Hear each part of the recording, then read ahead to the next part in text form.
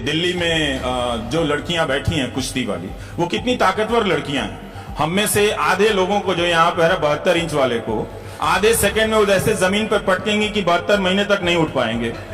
56 inch वाले की भी तो छोड़ दीजिए आप। हाँ, लेकिन आप देखिए कि वो जो लड़कियां जिस व्यक्ति के खिलाफ धरने पर बैठी हैं, उसका नाम लेने में भी डर लगता है, और डर लगना भी चाहिए।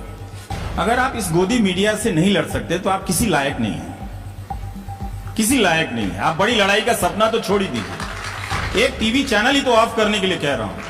आप चले जाइए बृजभूषण सिंह के इलाके में, स्मृति ईरानी जरा धरना देकर दिखा दें। वो ये कोई साधारण घटना नहीं है कि बीबीसी ने गुजरात पर डॉक्यूमेंट्री बना दी, आपने यूट्यूब पे ब्लॉक कर दिया। आप उनको यूट्यूब पे ब्लॉक कर देंगे, बृजभूषण सिंह को उनके इलाके में ब्लॉक नहीं कर सकते हैं। फिर सारे दोस्तों का आएगा कि तुम ये पब्लिक में जाना बंद कर दो और कम से कम रिजर्वेशन की बात मत करो, मौन रहो तो महान कहलाओगे। लेकिन मेरे मौन रहने से फायदा किसे है? आपको पता है ना, उसी सेठ को है।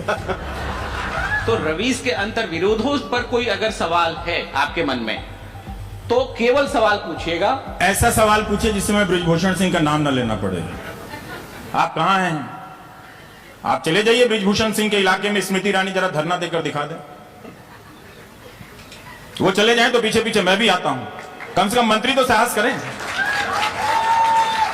अब अकेले चला जाऊं, पता चला कि कोई सपोर्ट करने वाला नहीं है, तो मैं तो चैलेंज कर रहा हूं कि आप चले जाइए उनके इलाके में, वहां कर लीजिए ना धरना प्रदर्शन, करके दिखा दीजिए। तो ये तो है कि डर वो भी है, डरे वो भी हैं, उनके सांसद भी डरे हुए हैं कि ये लड़कियां जो धरने पर बैठी हैं, इसका विरोध हम कैसे करें। प्रवक्ता भी डरे होंगे कि भाई हम नहीं नाम लेने वाले हैं। आप उस डर को समझिए जिसकी तरफ से सबको डराया जा रहा है। वो ये कोई साधारण घटना नहीं है कि बीबीसी ने गुजरात पर डॉक्यूमेंट्री बना दी, आपने यूट्यूब पे ब्लॉक कर दिया। आप उनको यूट्यूब पे ब्लॉक कर देंगे, बृजभूषण सिंह को उनके इलाके में ब्लॉक नहीं कर सकते हैं। तो ये जो प्रक्रिया है वहां ज्यादा खतरनाक है।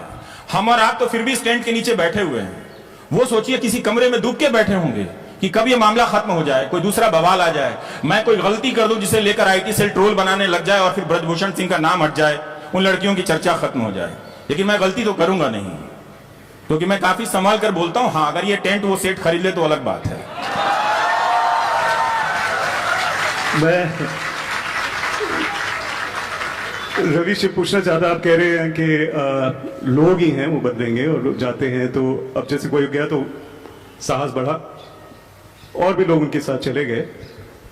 लेकिन जब वो एक तरह से पीसफुल प्रोटेस्ट हुआ, कितने हो चुके हैं अब तक, तो आपने कुछ नाम भी गिनाए, जेल में है, कभी बेल मिलेगी नहीं मिलेगी, कई साल लगे कुछ नहीं। तो peaceful protest is also been in a sense not delegitimize, उसमें भी वो भी करेंगे तो आपको वो जेल में डाल देंगे। वो भी मतलब लोगों में उसका भी डर फैल जाता है जो उनको ज्वाइन करना चाहते होंगे। तो जो सत्ता में बैठे हैं वो नहीं जा रहे, समझ आता है, लेकिन ऑपोजिशन में जो है उनका भी कुछ तो रुतबा है ना, उनको भी आसानी से जेल में अगर डाल भी दिया तो खैर उनको तो जेल में होना चाहिए। That's the kind of thing that they should be doing. बाहर जाके सड़कों पे उनको जाना चाहिए, तो वो भी नहीं जाते हैं। तो उनका क्या डर है, वो क्यों नहीं जाते? तो हो क्या गया है? आई मीन लोगों को तो हम कहते हैं कि डर है, अभी आप बस ईडी का डर इतना होगा कि वो नहीं जाएंगे। वो डर काफी बड़ा है वो डर काफी बड़ा है। अब देखिए, कर्नाटक में ठेकेदारों के संगठन ने बीजेपी के एमएलए पर ही आरोप लगा दिया, नाम लेकर आरोप लगा दिया, प्रधानमंत्री को खत तक लिख दिया, लेकिन ईडी वाले नहीं गए। तो ईडी वाले भी डरते हैं, ऐसी बात नहीं है। ऐसा नहीं कि वो उनका सूटकेस रेडी है, जहां से भी एलिगेशन आया जहाज पकड़ के चले गए, तो वो जहां कहा जाता होगा वहीं जाते होंगे। नहीं, अपोजिशन जो स्टेट का हमला है इस वक्त, जरूर अपोजिशन में कमियां हैं, इतना आसान नहीं है उससे लड़ने के लिए। और आप देखिए तो अपोजिशन के लोग कई तरीके से लड़ रहे हैं, वो हजारों किस्म के मुकदमे में फंसा दिए गए हैं।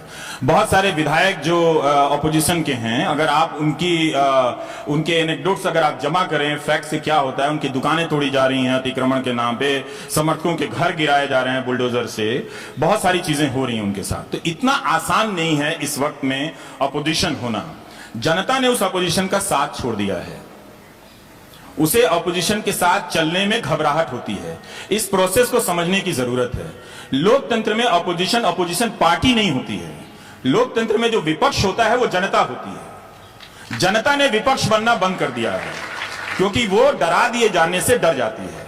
अगर जनता विपक्ष बनती तो विपक्ष अपने आप बन जाता है। इस देश में पहले भी चुनौतियां आई हैं, आगे भी आती रहेंगी, लेकिन इस देश की जनता ने नई नई पार्टियां खड़ी कर दी, नए नए नेता खड़े कर दिए, और कभी वो इसके लिए ये सवाल नहीं था कि हमारा नेता कैसा हो।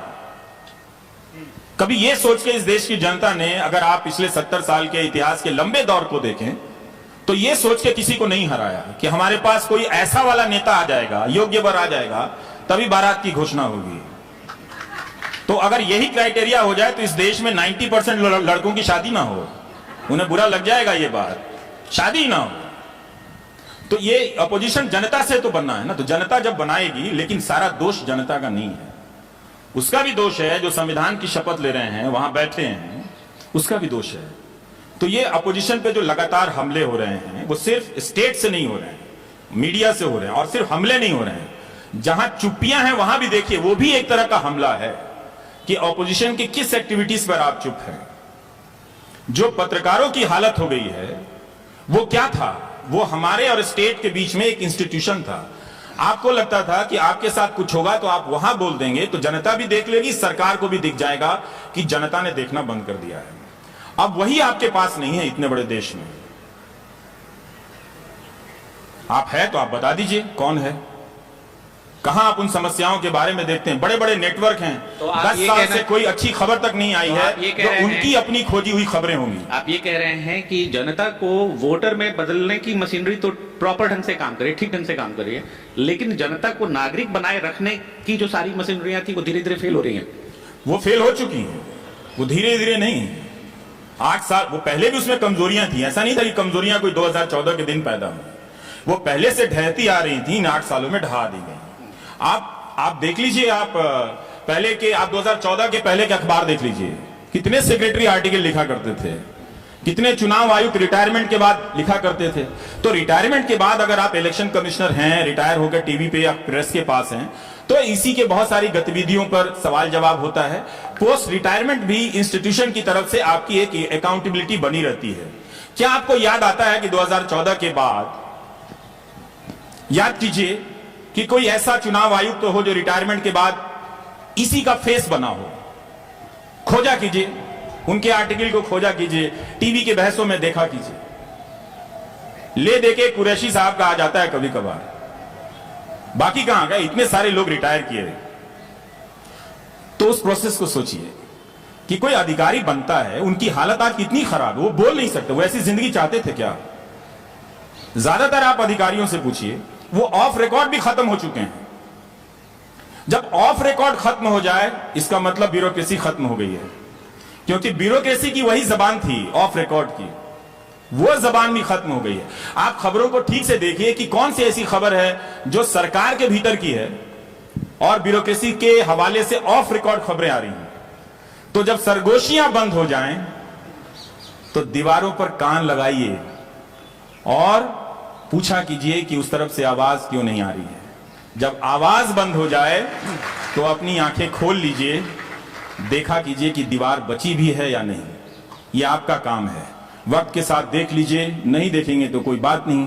ऐसी बात नहीं कि मेरी बातों में अंतर विरोध नहीं है, लेकिन जो दायरा है, जिस समस्या की बात कर रहा हूं, पहले आप उसको देख लीजिए। हम जैसे लोगों का क्या है, हमारी बातों में कमियां कभी भी निकल जाएंगी, लेकिन जो हमले हो रहे हैं उसको आपको देखने की जरूरत है।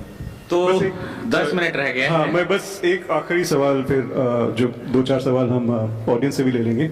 रवीश, ये एक तो डर जो है उससे इसके बोलने के बाद मुझे डर होगा, पोस्ट स्पीकिंग डर होता है कि कोई बोलेगा तुमने क्या वहां बोल दिया, वो ट्रोल हो रहा है आईटी सेल वाला, यहां बोल रहा है, तो वो पोस्ट डर भी होता है। एक प्री स्पीकिंग डर होता है, एक पोस्ट स्पीकिंग डर होता है, बहुत तरह का डर होता है। फिर सारे दोस्तों का आएगा कि तुम ये पब्लिक में जाना बंद कर दो और कम से कम रिजिग्नेशन की बात मत करो, मौन रहो तो महान कहलाओगे। लेकिन मेरे मौन रहने से फायदा किसे है? आपको पता है ना, उसी सेठ को है और उस प्रोसेस को है। जो न्यूज चैनल के ओनर हैं वो चाहते हैं कि इस पूरे प्रोसेस से निकल जाए, उनको कोई गोदी सेठ ना कहे। वो ये चाहते हैं, वो चाहते हैं कि आप उनकी काली वाली जो शानदार गाड़ी होती है, उनके जूते जो चमक रहे होते हैं, और सूट बहुत अच्छा होता है, सूट अच्छा, कपड़ा अच्छा पहनते हैं जितने भी ओनर होते हैं, ये मैंने देखा है। लगता है कि यहां से खरीदते ही नहीं है, सब बाहर से ही लेके आते हैं। तो वो लोग बचना चाहते हैं, अपने सोशल स्टेटस को, अपने एलिट स्टेटस को बचाकर रखना चाहते हैं। लेकिन जो उनका प्रोडक्ट है उससे उस जनता को खत्म कर रहे हैं। तो इसीलिए मैं ये नाम ले लेता हूं कि जो गोदी मीडिया है और गोदी सेठ है, पहचान लो।